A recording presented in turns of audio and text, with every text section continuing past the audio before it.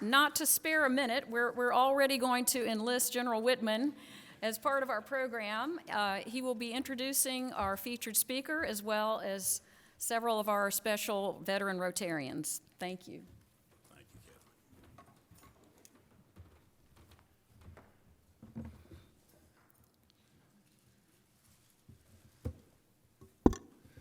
Bill Hennigan, in charge of programs, was very explicit to tell me I'm not supposed to say anything when I'm inducted as a new member. So I appropriately remain silent, but I get to speak now. It's a real pleasure to get to introduce our speaker today. And it's a real pleasure to join you all as a member of Rotary. I really look forward to serving with you in this capacity in years to come. Our speaker today is Brigadier General Matt Smith, who is here with his wife, Laura Balser. Rounding out their family are two cats whose names are, and don't miss this, Smith and Wesson. The same name as the arms manufacturer, which is either an extraordinary coincidence or says something about Laura's joyful sense of humor. Laura is a multi-generation Atlantan whose parents still have a home here and have run businesses here. She too went to my old school, love it. Her family is now Matt's family, as I'll discuss it later. Matt has become an adopted son of Georgia as a result. General Smith is a member of the Georgia Army National Guard, but serving on full-time active duty in an assignment with the Department of the Army in Washington. Some of you with whom I've spoken have mentioned that that's confusing to you, and understandably so. How does a Georgia National Guard soldier end up serving in the Army and on active duty rather than part-time? So at the risk of boring the 3 or 4 of you who may know this, I'm going to offer a 90-second lesson here in the military services. And this usually is sort of interesting. I tested this on Bill Hennigan. He said, yes, I didn't know all that. So hopefully this will be interesting for you. And it's only 90 seconds, so it won't be too painful. The reason most of you don't know this is most Americans have not had to serve for the past 50 years in the military for the wonderful reason that we have not been in a war of national mobilization for 50 years. And we've had an all-volunteer force that has contributed about 1% of the population to military service. So your military has 6 branches of service led by Civilian Secretary of Defense, the Army under the Secretary of the Army, the Air Force and now Space Force under the Secretary of the Air Force, the Navy and my Marine Corps under the Department, under the Secretary of the Navy, and then your 6th service, the Coast Guard, normally is under the Department of Homeland Security but can shift forces to be a 3rd naval service if necessary. Each service has 2 components, the active duty, the full-time force, and then a reserve force, which are part-time folks who do other things as a civilian but prepare to be called up if need be for war or national emergency. In addition, 2 of the services, not the other 4, but 2 of them, the Army and the Air Force, have a National Guard component. And this can be confusing, as Bill confirmed, because the name national particularly can be confusing. The National Guard actually belongs to each state under the governor of the state, but they can be called up to federal service, as Matt has been, for full-time service in the event of national need, either for a unit or for an individual. So 6 services, 3 components, active, National Guard, and Reserve. Active force about 1.5 million, and the Guard and Reserve together about 1 million total. I'm going to give you we have some examples here of all 3 of those components that I'll mention in a moment. Matt is a Brigadier General, which means he is one of our military senior leaders. For some perspective, your military consists mostly of enlisted members. They are led by commissioned officers who represent, depending on the service, as little as 10% of that total force. Of those 10% or so that are commissioned officers, only about 1%, fewer in most cases, become senior leaders, either colonels or generals, or in the Navy, captains or admirals. And they're only eligible for that after serving many, many years. My niece, when she asked me a few years ago, she said, "Uncle Burke, what does it mean that you're a general?" What I said is, well, the one thing you can know for certain is that I'm old. No offense, General Ellis, of course. So with us today are 4 examples of these senior military leaders who collectively represent 3 of the services and all 3 of those components, active, guard, and reserve. I'm going to ask each of them and their spouses to stand up and remain standing for a minute as I go through these folks. And then if y'all would, if you're inclined to applause, I'd ask you to wait until I get to the end as I introduce the 3 of them and also one other person that I want to add. First, Atlanta Rotary member General Larry Ellis and his wife Jean. General Ellis served as a career active component U.S. Army officer until his retirement at the highest rank in the military as an Army 4-star general. Then served in a second career as a company CEO and on several corporate and not-for-profit boards. Second, Atlanta Rotary member and former president Alec Frazier. Alec, are you here? He was potentially going to be here, but he'll watch the video, I'm sure. So I'm going to go ahead and tell you, since all of you know Alec. Alec served as a career active component, in his case in the Navy, retiring as a captain, and then served in an entire second career as a corporate leader and wrote a book on the application of naval leadership to business. Very cool, if you haven't read it. Third, our speaker, Matt Smith, and his wife, Laura Balser. Matt is a member of the National Guard component, whose primary career was as a civilian for several years in marketing and financial services, and I'll talk more about that in a minute, during which he concurrently served in uniform on a part-time basis, which we do in the Guard and Reserve, until he was recalled to active duty in 2003 for the invasion in Iraq, and he has continued serving full-time since then. That's why he's serving all of us full-time now. And then fourth, not to honor myself, but simply to point out I'm the other example. In addition to being your newest member, I served in the reserve component of the Marine Corps, concurrent with my primary vocation, serving as a Fortune 500 corporate chief executive. I was recalled to active duty multiple times, took leave of absence to do that, came back, and then was asked to come aboard for an extended period, serving on active duty as a general officer for deployments and commands, and then retired as our senior reserve officer 3 years ago to get back to my civilian priorities, leading and governing companies and so forth. I suspect there are other veterans here, so I would ask any veterans in the audience here, and for those who see this in the video later this week, I'll ask you to stand up when you watch the video, but if any other veterans could stand up now as well, please. Thank you. Yeah, thank you. And I'd love to thank you all for the service.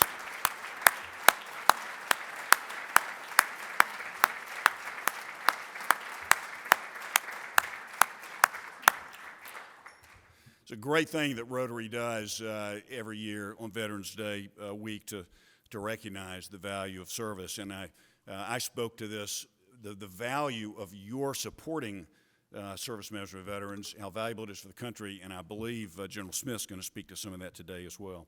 General Smith's assignment is, I got to get a lot of breath for this, Deputy Director of Operations, Readiness, and Mobilization, Headquarters, Department of the Army, G357. That's a mouthful for a Marine. Kind of difficult.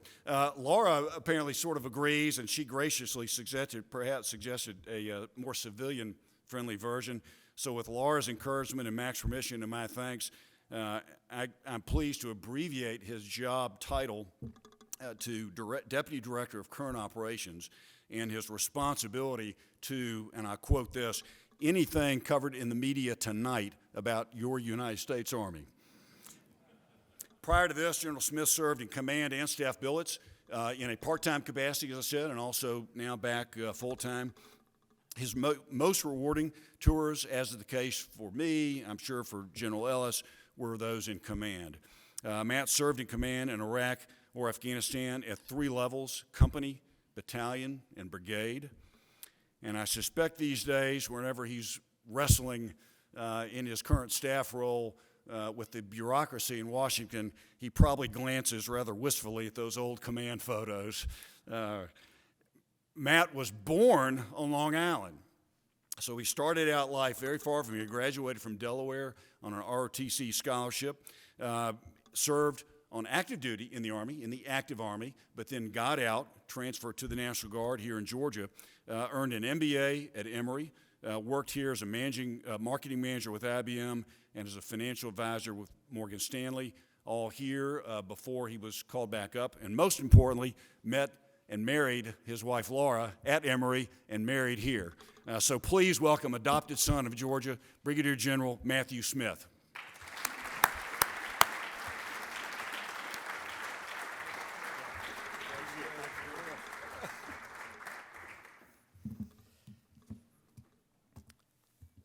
Sir, thank you for the gracious introduction and especially for the attention paid to Laura.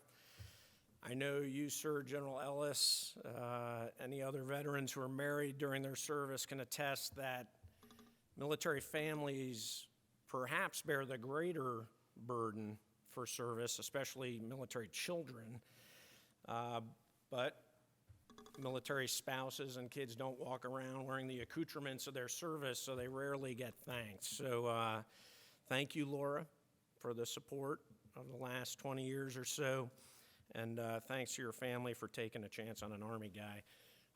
I will say, some of you that may know any of Laura's family members, suffice it to say that an airborne ranger was not at the top of the list for potential spouse criteria for their youngest daughter, so I was glad they took a gamble.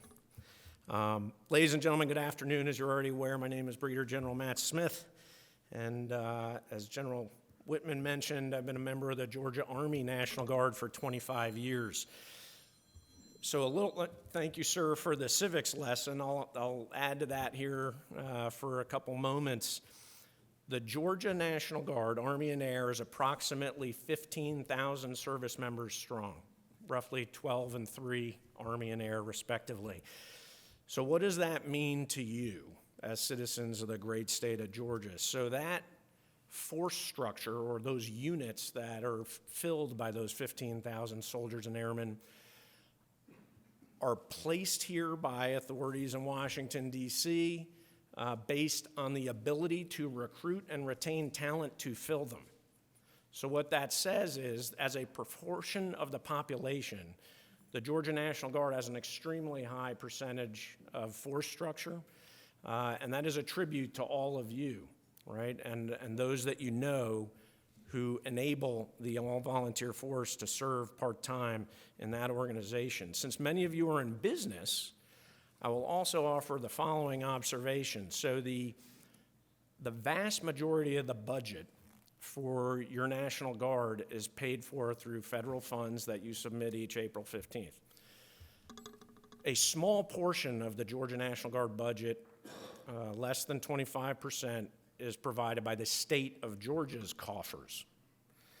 The size of your Georgia National Guard is such that when the federal funds are doled out to soldiers and airmen for a single drill weekend, the state taxes on those federal funds outweigh the state's contribution to financing the organization. So the size of your National Guard is a net addition to the state's bottom line through state taxes. Not all states are in that situation, and that is a very tangible example of the support we garner here in the great state of Georgia, so thank you for that. For the last 22 months, as General Whitman mentioned, I've been Deputy Director of Current Operations for the Army, so I bring you greetings from a small office building in Washington, D.C. that we sometimes call the five-sided puzzle palace. Our team, myself included, works in the second basement. I didn't even know there were two until I got this assignment. So it's great to be outside during daylight. So thanks for that opportunity. Jim Green, David, thank you for affording us that opportunity. Now, I thought, well, this is going to be a big deal. I get to go home. I get to display the Army's new green service uniform, a nod to our, seminal time serving during World War II. And then I get introduced by a Marine. It's like you just can't compete with the Marine Corps' uniforms. And then you think you're a big deal when you make 1-star and a 2-star introduces you. So anyway, regardless, it's great to be here. After some brief research about your club, I kind of picked up on the fact that there might be an attorney or two here in the audience. So I'll just mention that any views I express are my own and not those of the U.S. Department of the Army or Department of Defense. As luck would have it, there's a couple of attorneys in Washington, D.C. that required me to say that. But on to the matter at hand. Why am I here?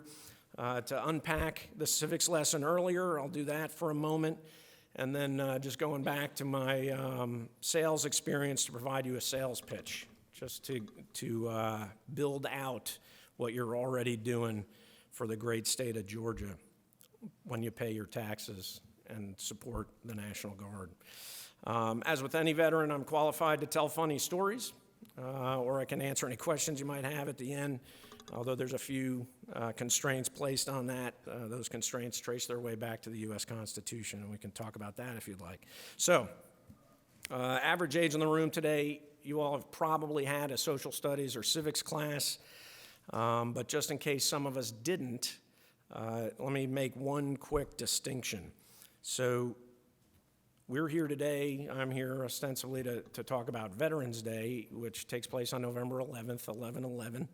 The purpose of that day is to commemorate the service of service members who have served on active duty in excess of 6 months since their initial entry training. In contrast, we celebrate Memorial Day on the last Monday of May.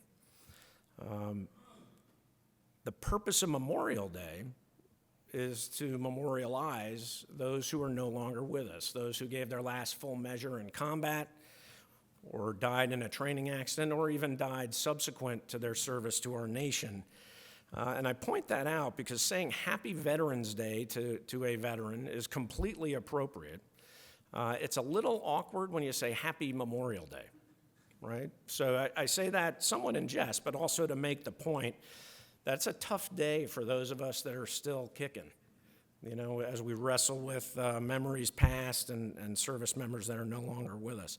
That said, any day that you recognize the service of our service members and their families is certainly appreciated. So to that point, both days are important because how a society recognizes and or remembers those who sacrifice of themselves to protect the society, particularly via the dangers of armed combat, is an incredibly important indicator of the health of the society, right? So General Whitman already pointed out General Ellis's service in Vietnam, and for any of the other gentlemen who stood up, I'm not sure if you're a Vietnam vet, but I have a theory, hard to prove, but I have a thesis about our national psyche as it relates to you, sir, and your peers who served during a very challenging time. It's again, tough to prove, but I think one of the reasons we have been treated so well for the last 20 years of our endeavors is because you were not. And I think that the society's collective guilt over that has kind of swung back, if you will. The pendulum has swung the other way, and it has made our service now much more tenable, palatable, and appreciated. So thank you for your service, sir, and thanks for making us better down the line through that significant sacrifice.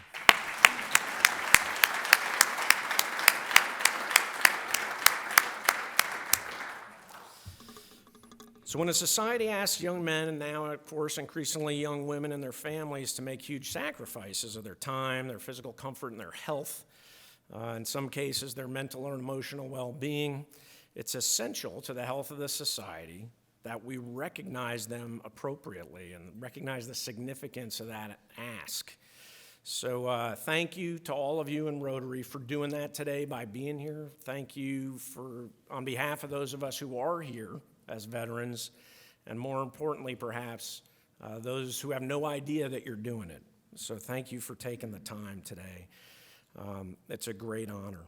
And I'll pause and skip the recognition that General Whitman already took care of, but just say that each of us that stood has contributed our own small part to an almost 250-year legacy over the arc of our nation's history towards the progress of our military services. So thank you for your individual contributions.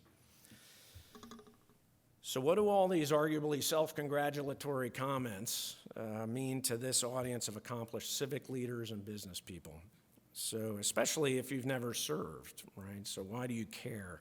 Well, I think there's a few reasons. I'll tie them all back to what I would offer as arguably good for our society. So first and foremost, each of us is footing the bill for our service, right? In the event you haven't been paying attention, that's quite pricey. Right, so as an example, a few years back, I was a brand new colonel, first week on my first assignment in the Pentagon. My boss drags me to a budget meeting. So we're about to walk into the room. He says, sit against the wall, don't say a word. So I sit against the wall and listen intently. He and the other 3 stars are sitting around the table arguing about the budget that the Department of Defense is going to send to the president for the next year. And at some point, the gentleman from the Navy says, quote, I just don't know how we're going to do it for $680 billion, right? So I told that story to Bill Seward, who some of you may know from UPS, and his response to that was, quote, what can't you do for $680 billion, right? So for those playing along at home, this year, we're at $780 billion, right, 7 years later. So my first point is, given the scope of your investment thus far, you're each entitled to return or to know what kind of return you're getting on that investment. Unfortunately, in my feeble mind, it's pretty hard to measure, right? So we could look at wins versus losses. That doesn't play out real well, certainly not as good as the Braves. We could look at conflicts prevented, but I know from my stats classes at Goizueta Business School that is very hard to prove in terms of proving a negative. That said, I would like to suggest to you a very personal way that you and your peers could determine the return on your investment of your tax money that funds the Department of Defense, and that is you can hire a veteran or a serving reservist, right? And you can make a firsthand deduction about the value of that investment. So let's for a moment assume you're buying what I'm selling. What does that get you in the short term? So, in the vast majority of circumstances, hiring a veteran will get you somebody who is fit, healthy, and drug-free. And if there's a serving reservist, it's almost guaranteed that they meet those 3 criteria. So right away, you're starting to drive down your potential personnel costs, right? Those veterans will likely be punctual, they'll be organized, they'll be disciplined, especially in their interpersonal relations. Right? Much more so, I would offer, than a peer who hadn't had 3 or 4 years of military service. They'll be a keen judge of character, and they'll be exceptionally talented at sniffing out insincerity. Right? More often than not, they'll be highly dependable when operating in decentralized, complex, unsupervised, or even volatile environments. Right? Not that any business or civic environments have any of those criteria these days, right?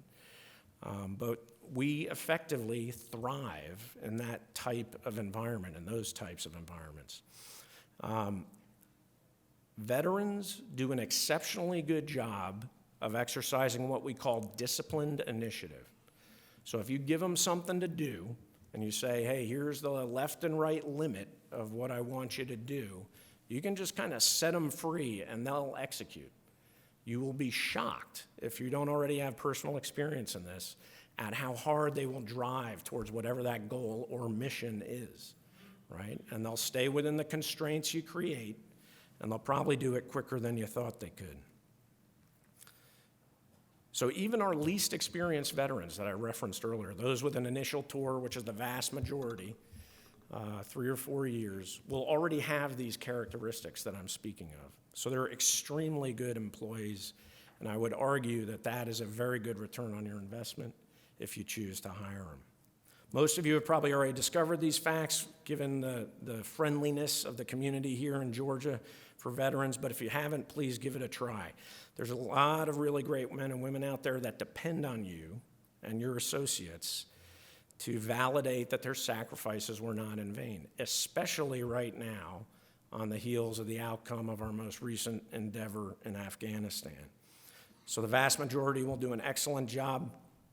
Perhaps most importantly, though, your willingness to hire a veteran does good for our society by perpetuating the all-volunteer force that General Whitman mentioned earlier, right? So that in and of itself is significant for our society. Number one, it keeps costs down, right? We talked about the expense of the Department of Defense. It is much more expensive to run a draft and wash out however many % that don't make the cut than it is to function as an all-volunteer force.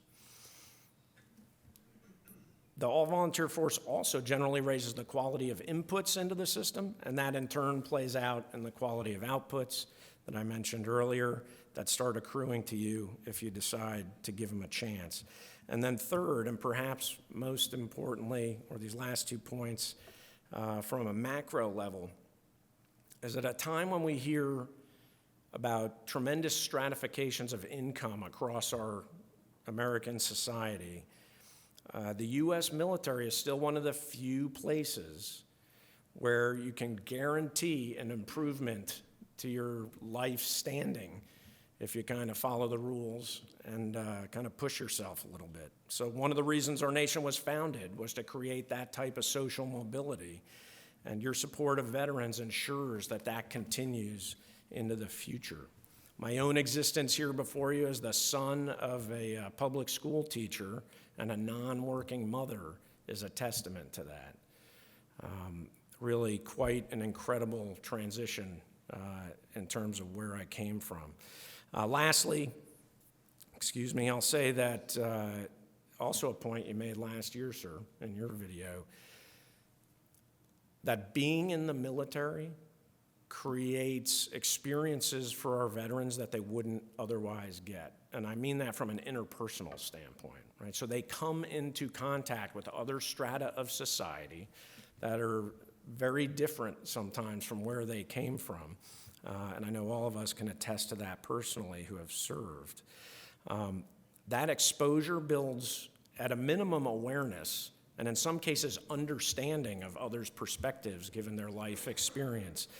And given the cyclical frictions our nation is facing right now, a little more awareness and understanding of the other are arguably a very good thing as we go through these tough times as a nation. All of these ideas and how they directly or indirectly underpin our social fabric begin to fall apart if business leaders, civic leaders aren't willing to hire veterans, or in the absolute worst case, consciously or unconsciously discriminate against a serving reservist. All right, just wrap your mind around that for a second. Half the military, to General Whitman's earlier point, is in the reserves, roughly. If you're not willing to hire someone who's in the reserves, you're effectively, potentially, in some indirect way, damaging our national security. So not to shame anybody, but please give it some thought the next time you're making a decision like that. By hiring a veteran or a serving reservist, you're perpetuating that 250-year history, 246 to be precise. And ultimately, that value accrues to you, as I pointed out earlier, and your organization as you glean that return on investment from these fine individuals. Before I close, allow me to offer a quick perspective on the often discussed topics of post-traumatic stress and traumatic brain injury. Most of us who have served overseas and witnessed traumatic events have experienced post-traumatic stress. It's fairly widespread. It's well documented what the traits of that are. But post-traumatic stress is a very different thing from post-traumatic stress disorder, right? So most of us, for whatever reason, are equipped with the tools to deal with whatever we have witnessed or dealt with. Some, a very small percentage, are not. And the disorder aspect, I would offer, has probably existed since men started killing each other with sticks and stones millennia ago. It's a traumatic experience. But that disorder is very real, right? And more recently, we have just begun to learn as a nation, as a society, that repeated concussions to the brain can have real damaging effects. And that has been most publicly evinced by some of the tragedies with retired NFL players. But to those ends, I'd like to take this opportunity to thank Jay Kamen, who is here from the Marcus Foundation, and recognize the work they've done in conjunction with the Blank Foundation and the Gary Sinise Foundation in creating something called the Avalon Fund, which is focused on rolling out some of the most effective, most well-researched, and cutting-edge treatments for veterans suffering from one or both of those conditions. So Jay, thank you for what you and Mr. Marcus are doing for our veterans across the nation who are dealing with these tough conditions. So Jay, thank you for that.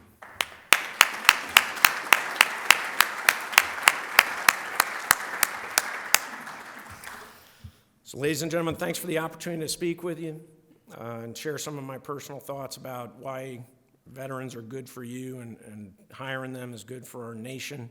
It's a pleasure to be back home with a community that's so supportive.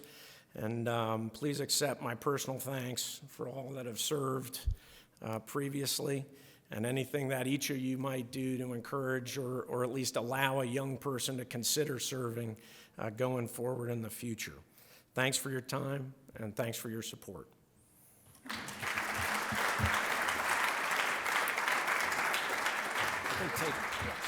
We have time for a few questions for General Smith. David, please. Real quick. Tell us your personal, you get out of Goizueta, Yeah. you go into the private sector, and then you find yourself becoming career military. Talk about the thought process that went on there, what went on in your life, what went on with Laura that led to that decision that led to where you are today. Yeah, so I was extremely well-timed a couple years working for Morgan Stanley and got into Goizueta, sold all the positions I had, paid for school. So I left school with no debt and then went into the military. I don't know what that says about me as a businessman, but I said for years I don't think I got a very good return on that investment. But I think in retrospect I may have been wrong. So when I left active duty, I was at Fort Stewart, Georgia. I was not the first nor the last to leave active duty in Fort Stewart for a woman in Atlanta, which, not that woman, it was a different one, but nevertheless, it brought me to Atlanta and got me into the Georgia Guard. And I did 1 weekend a month and 2 weeks during the summer, as the saying used to be.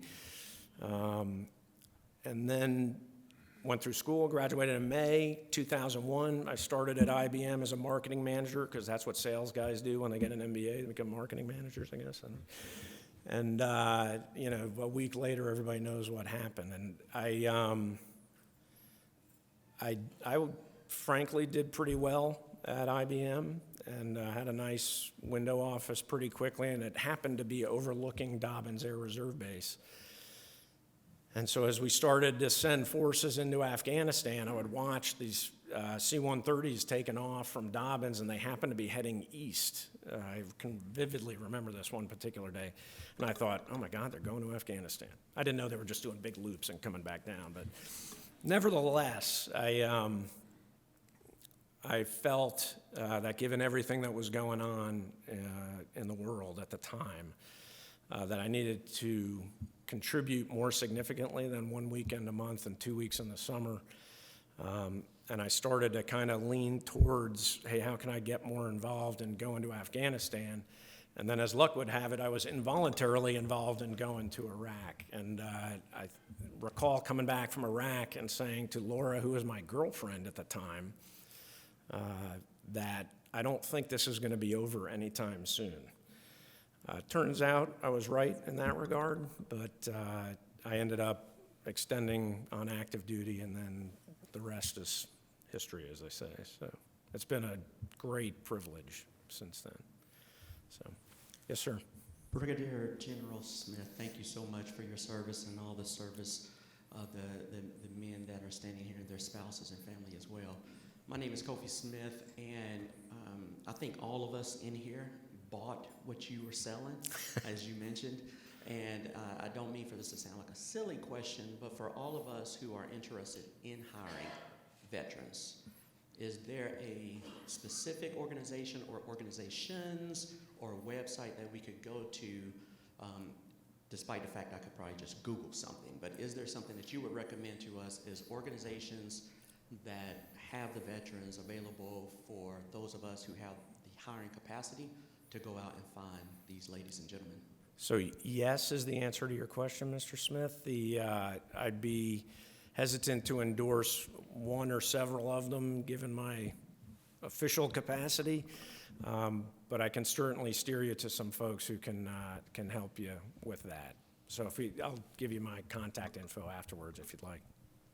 Yes, ma'am.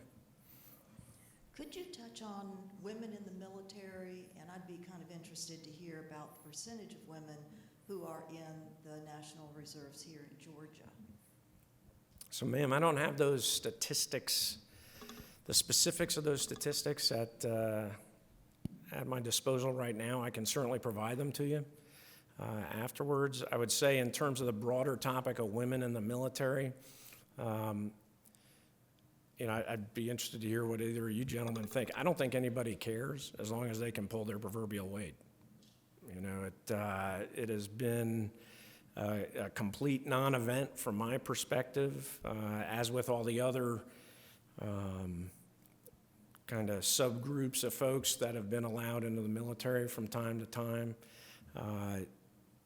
The military rewards performance, my own situation notwithstanding. But as long as folks can accomplish the mission, we're happy to have them to our left and right. Anybody else? Oh, yes. Hey, Matt. Great Hey, to have Helene. you here. Even better to have Laura here. Always. Thank you so much for bringing her. Can you talk a little bit about your day job? I'm sure there are things you can't tell us, but can you tell us a little bit about the sorts of projects you get involved in? Yeah, sure. So there are things I can't tell you, but the things I can't tell you, I typically describe like this. If you think of like things you see in cool movies, action movies, like some of the stuff we deal with on a daily basis, like when they tell you about it, you're like, wow, we can really do that. That's amazing, right? So it just makes you tremendously proud, all these amazing capabilities we have that we use around the world to get after our national interests. But from a day-to-day standpoint, as General Whitman said, we really deal with anything you see in the media that involves the U.S. Army we're dealing with. It is a blessing and a curse because it keeps things interesting. But I do like to joke with the guys who do strategic planning that there's never an emergency in strategic planning, right? So our life is crisis to crisis. And so, for example, our office is responsible for coordinating the support of the Department of Defense and other agencies in housing 50,000 Afghan refugees. So if you know anywhere we can put them, please let me know. They are consuming quite a bit of our time right now. We rolled out worldwide the Army's response to COVID, both in terms of protecting the Army and then vaccinating the Army to help protect it going forward. Just anything you can imagine, from the withdrawal from Afghanistan, the response to Iranian aggression a couple years ago. It is really just one unpredictable event to another, but it certainly makes for quick days at the office, although sometimes long, but it's very rewarding work. Thanks. Yep. Sam? Yeah, please.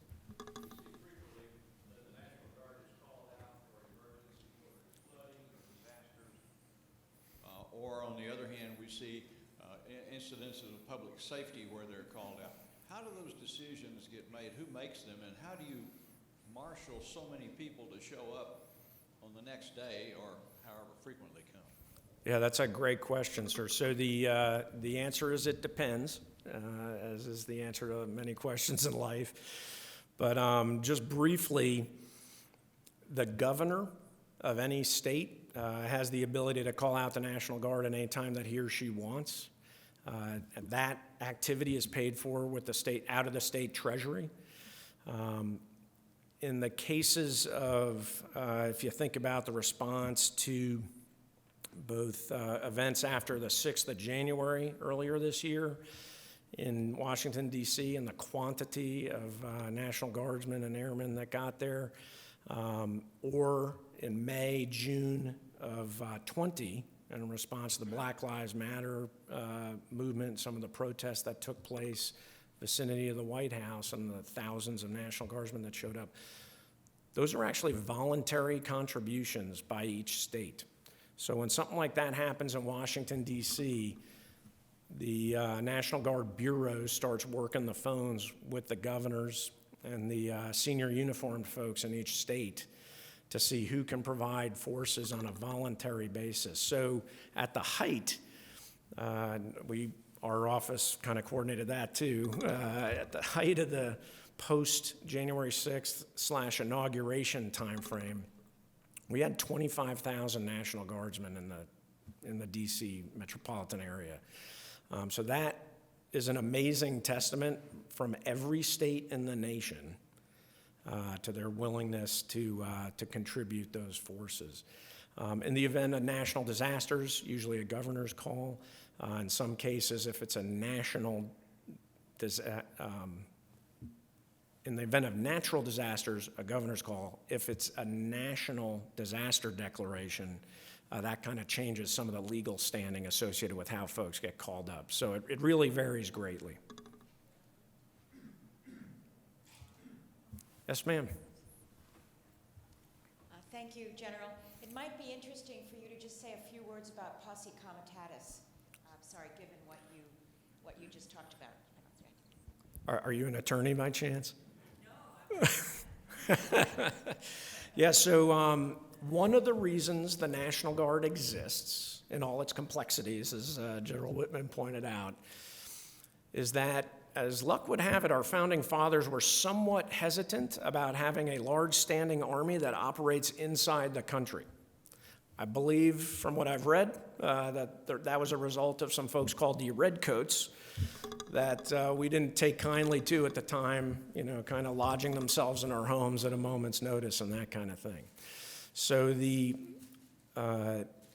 Posse Comitatus Act is a federal law that prohibits the federal military from operating within the confines of the United States except in extremely rare instances. The National Guard, because it is a state force unless mobilized by the president, is not under that restriction. So when you see large-scale civil unrest, as unfortunately we've seen recently, it's the National Guard that responds in that case because it's actually a state force, and it's not the federal government coming in contravention of, I can't remember which amendment it is, but I think within the Bill of Rights. Somebody could probably check me on that. That prohibits the federal forces from operating. So, ma'am, does that give you? Yeah, yes, ma'am. Thanks for asking the question. Yes, sir. This will be our last question. Okay. Given the proliferation of cyber threats around the world, what is the National Guard's role in combating and protecting and defending us against cyber threats around the world? Yeah, that's a very timely question. So the National Guard, both Army and Air, play a pretty significant role in defense of different aspects of our national infrastructure or our commercial infrastructure. So each state maintains a cyber protection team.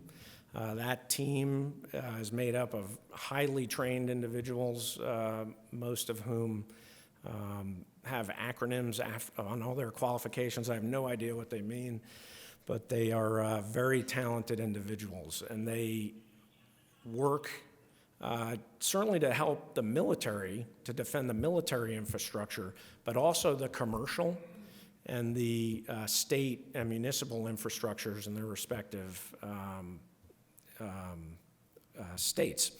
So that is a great capability for business leaders and for governors. At the national level, the federal force is actively engaged in both cyber defense and then offensive cyber operations. So that type of thing, both aspects, happen every day, all the time. That fight is always happening. It is happening right now. In some ways, it is extremely disconcerting. Like, so sometimes, to Helene's point, we go get a brief on something that's going on, and I think to myself, I could have gone my whole life without knowing that. But in other times, when you hear what we're doing about it, it goes back to the first point I made in response to Helene's question, which is it makes you tremendously proud as an American to know we have these capabilities, and we use them very judiciously as a nation. Do we make mistakes? We certainly do. But relative to others around the world, you should be very proud, as I know you all are, of what those particular technical experts do for our nation. And they kind of allow American society, and most importantly, the economy, to function despite all the malign interests that are targeting everything you're doing every day. So thanks for that question. Very important capability. Okay. Thank you, ma'am.